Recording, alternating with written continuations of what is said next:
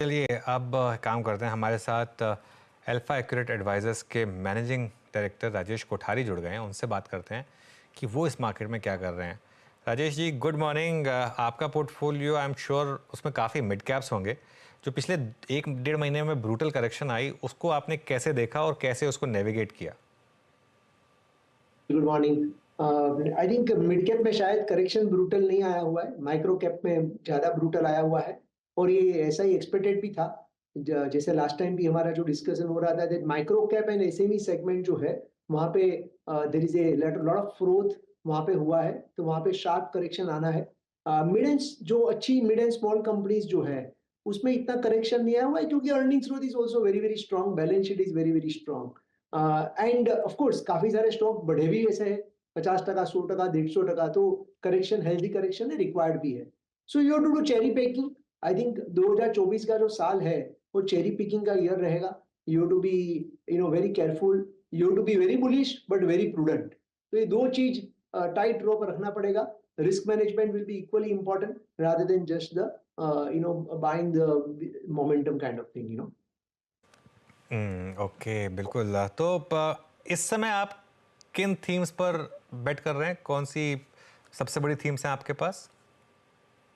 सी capital goods एक जो theme है जो हम काफी लास्ट 3 साल से जो डिस्कस कर रहे हैं, ये स्पेस में अभी भी ग्रोथ विजिबिलिटी बहुत ही स्ट्रांग है। ऑर्डर इनटेक ग्रोथ की अगर हम बात करें तो रफली 10 से 12 कंपनी का जो हम यूनिवर्स बनाते हैं, जो pure product portfolio related companies हैं, उसमें order intake growth is very very strong. And आगे जाके भी because of the significant capital expenditure on few segments of railway, few segments of defense, a few segment of the industries, तो order intake growth of many product portfolio driven companies जो है वो काफी strong रहेगा। तो ये एक first theme है, capital expenditure product portfolio related company. Second लग रहा है कि जो आपने करेक्शन की बात कही तो वो वैल्यूएशन काफी अभी थोड़े एडवांटेजेस पोजीशन में जो आ चुके हैं, मार्जिन ऑफ सेफ्टी फेवरेबल हो चुका है, that is a auto ancillary space. ये एक ऐसी स्पेस है कि जहां पे मार्केट शेयर कोई ओईएम का ऊपर नीचे होता है तो ऑटो एंसिलरी को इंपैक्ट कम होता है, बिकॉज ऑटो एंसिलरी कंपनी 4-5 अलग अलग कस्टमर को सर्व करती है। तो चाहे फॉर एग्जांपल कंपनी ए का मार्केट शेयर बढ़ जाए या बी का बढ़ जाए तो ज्यादा फर्क नहीं पड़ता है, तो ग्रोथ थोड़ा रिजिलेंट होता है। एंड ये रिजिलेंट ग्रोथ के साथ डेट फ्री और 18% रिटर्न ऑन कैपिटल एम्प्लॉयड वाली सारी कैपिटल ऑटो एंसिलरी बिजनेस में बहुत सारी कंपनीज अवेलेबल है which are trading at below 20 P. तो 16, 17, 18 के पी में काफी सारे ऑटो एंसिलरी कंपनी है। लग रहा है कि यहाँ पे growth is going to be very strong क्योंकि इलेक्ट्रिफिकेशन ऑफ द व्हीकल हो रहा है और कंटेंट पर व्हीकल बढ़ रहा है। तो ये दोनों एडवांटेजेस पोजीशन में रहेगा। प्रीमियमाइजेशन ऑफ द पोर्टफोलियो हो रहा है, तो auto ancillary this is second theme which we like. So this are the two primary themes if you ask me, considering the recent correction in market, जहां पे valuation भी comfort है और earnings growth भी कंफर्टेबल। ओके अच्छा, राजेश जी के पास मैं अगले प्रश्न के लिए जाऊं उससे पहले मैं मैं अपनी एक गलती को यहाँ पर एक्सेप्ट करता हूँ। रिलायंस पर वो याद रखिएगा, यूबीएस की नहीं थी, वो गोल्डमैन सैक्स की रिपोर्ट थी जिसमें उन्होंने 2925 से बढ़ाकर अब जो अपना शेयर टारगेट है वो 3400 किया है। मैं अपने शब्दों के लिए माफ़ी चाहूँगा यहाँ पे। राजेश जी, अब आते एक दो स्पेस और जहाँ पे थोड़ी सी बातचीत करनी बनती है, और एक बार ओएमसी स्कीम पे लेके आइएगा डायरेक्टर साहब, पूरी की पूरी IOC, BPCL, HPCL. Rajesh ji, I think वो जो थोड़ा बहुत एक फियर था कि भाई पेट्रोल डीजल प्राइसेस को थोड़ा सा कट किया जा सकता है, एलपीजी सिलेंडर के दाम काटे गए, वो कहीं ना कहीं सबके जहन में था, बाजार के जहन में था। वो हुआ भी, स्टॉक स्ट्रिम भी हुए, उसके बाद फिर चलना शुरू कर रहे हैं। बट लॉन्गर टर्म प्रोस्पेक्टिव से ये प्राइस भी आपको कैसे लग रहे हैं इस वक्त? क्या ये जो थोड़ा बहुत डिप आया था ओएमसीज में, ये बाय करने लायक था? आप लोगों का व्यू क्या है इस वक्त, हाउस व्यू ओएमसीज पर?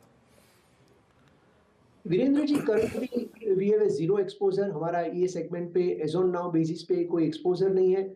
इसमें वॉलेटिलिटी और politic related uncertainty, policy related uncertainty is very very high and I think there are many better opportunities जहां पे ये रिस्क कम होते हैं, पॉलिसी रिलेटेड रिस्क कम होते हैं, क्रूड ऑयल की वॉलेटिलिटी कम होती है, ग्रॉस रिफाइनिंग मार्जिन ग्लोबली जो होती है वो वॉलेटिलिटी, बहुत सारी रिस्क, कम रिस्क पे बहुत सारी दूसरी अपॉर्चुनिटीज अवेलेबल है।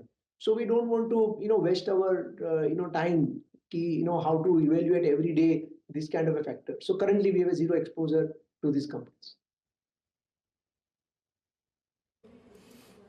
Currently no exposure to AMCs. पहल निफ्टी डी हाई पर 22,154 पे। अभी स्क्रीन पे और क्या क्या मूव दे रहा है आपकी स्क्रीन पे? कैपिटल गुड्स, इस पे हालांकि बातचीत हो ही चुकी है। रिलायंस, ऑटो, उसके बाद आपकी स्क्रीन पे आएगा थोड़ा सा रियलिटी स्पेस। ओबरा रियलिटी करीब 1% ऊपर। राजेश जी, रियलिटी स्पेस पर आपका मूव किया, बट स्क्रीन पर आई थिंक मिड फेब तक रियलिटी ने काफ़ी स्ट्रॉन्ग मूव दिया। उसके बाद ओबराय में, डीएलएफ में, गोदरेज प्रॉपर्टीज में एक डाउन स्विंग था भी, बट सारा का सारा मोमेंटम इस वक्त रियल एस्टेट एंसिलरी में है, होम इंप्रूवमेंट में है। आप इन दोनों में से ज़्यादा कन्विक्शन किस स्पेस पे होल्ड करते हैं? I think both space are interesting. Real estate और रियल एस्टेट एंसिलरी कंपनीज जो है वो दोनों में basically by and large we are positive on this theme. Real estate पे जो साइकिल जो है नॉर्मली 8 to 9 years की ये जो साइकिल होती है उसमें से 3-4 साल हो चुके हैं और अगले करीब 3-4 साल बाकी है। तो ये segment will continue to deliver positive numbers.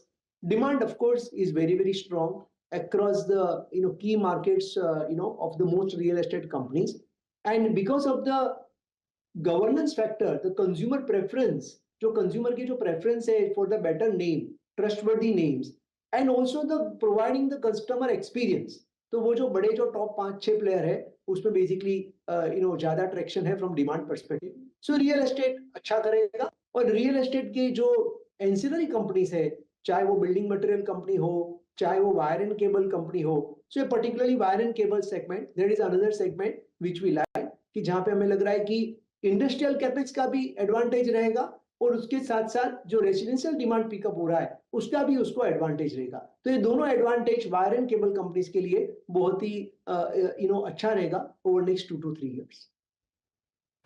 Okay, तो ये इस समय वायर एंड केबल्स यहाँ पर अच्छा मोमेंटम। केमिकल स्टॉक्स में कुछ ऐड किया है क्या आपने? कोई व्यू यहाँ पर आपका? अनुज जी, केमिकल सेक्टर 2018 से हमने लिया था और करीब मार्च 2023 में हमने पूरा केमिकल सेक्टर जीरो एक्सपोजर कर दिया था, करीब 12 महीने पहले। And currently also right now अभी तक हम पॉजिटिव नहीं रहे हुए ये सेगमेंट पे। चाइना का जो डंपिंग प्रेशर है अभी बहुत ही स्ट्रांग है एंड प्राइसिंग रियलाइजेशंस करीब आई थिंक 5-6-7 साल के लो पे आ चुके हैं। तो वेट एंड वॉच मोड पे है। We are monitoring many companies, within that 3-4 company हमने आइडेंटिफाई करके रखी हुई है, लेकिन currently as on today basis we are not yet bought it in our portfolio. So there are still I think few more quarters of probably some pain is still left and visibility of realisation improvement अभी भी काफी limited visibility है। So it is a wait and watch mode currently. Alright, बहुत बहुत शुक्रिया आपका आज हमारे साथ जुड़ने के लिए Rajesh ji, and all the best आपको। बता दें कि मनी कंट्रोल पर दिए गए विचार एक्सपर्ट्स के अपने निजी विचार होते हैं। वेबसाइट या मैनेजमेंट इसके लिए उत्तरदायी नहीं है। यूजर्स को मनी कंट्रोल की सलाह है कि कोई भी निवेश निर्णय लेने से पहले सर्टिफाइड एक्सपर्ट की सलाह लें।